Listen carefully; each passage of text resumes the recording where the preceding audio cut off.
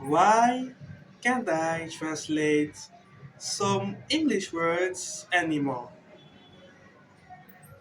For the longest time, I've been thinking that for having a more better English, I needed to learn how to translate in English effectively. My first language is French, so when I've got a French phrases like from textbook or whatever, and then when I wanted to translate that in English, that was really frustrated because I needed to look at every word. But then I said to myself that if I want to master English, even though it's boring, painful, I have to do that. So I started translating words by words. For some phrases, that was really effective, but for others phrases, when just I translate words by words, I've seen something unusual that wasn't English. You know, the structure was like just a combo of French and English, but that was not correct. A point of view of grammar. That wasn't right at all. And a funny story is that one day my friends just came back to me and asked me to translate a certain speech. And I've been thinking, and I said that I can't. I just can't. And they was like, but you said that you're learning English. How can you not know how to translate that? I was like, guys, I can't. Because wait, did you have any situations? Did you have any emotion? Did you have a specific point? And there was like, we just want you to translate this speech. Why did you ask for emotion, for situation? I replied that because I need some elements for translating. Like that, just at an hour, that was impossible for me. And then, with some emotions, some situations, that was just, okay, now I get it. And I was able to translate that speech. For instance, the verb to get. A pretty good verb.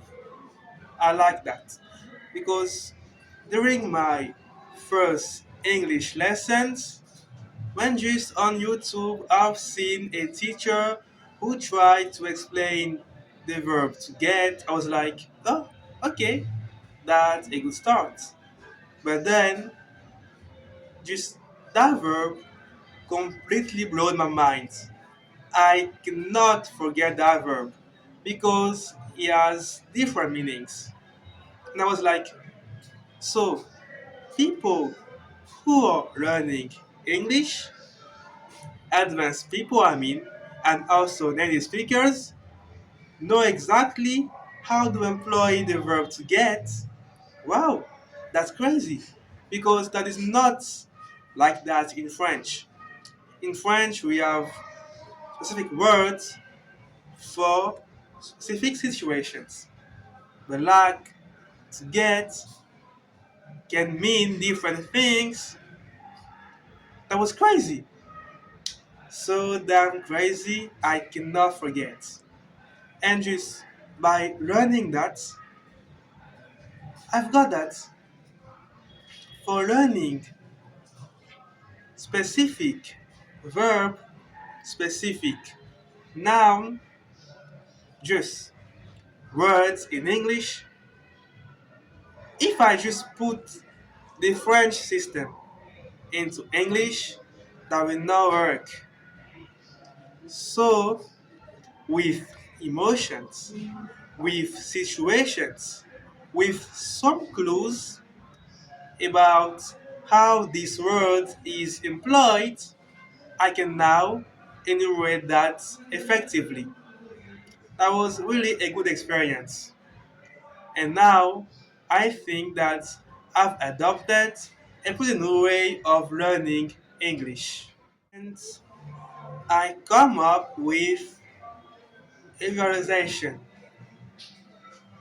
What if fluency isn't about translating faster?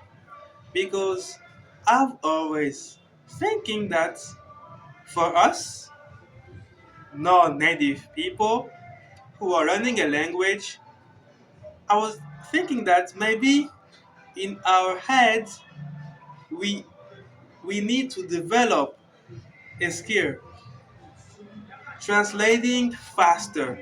I mean, so damn faster. But I just say that no, because when I've started translating, I mean faster, really faster, that was just crazy. I've got headaches, just migraines, and just my mind was really frozen.